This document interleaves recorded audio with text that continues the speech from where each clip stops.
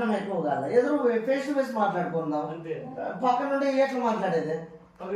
నాకు కట్నం ఎక్కువ కావాలా, నాకు ఇప్పుడు 20 తులాలు ఒక 5 lakhs కావాలా, ఎందుకంటే నాది జరగలేదు కాబట్టి. లేకపోతే వెళ్ళిపో ఇడాకులు ఇస్తామంతే.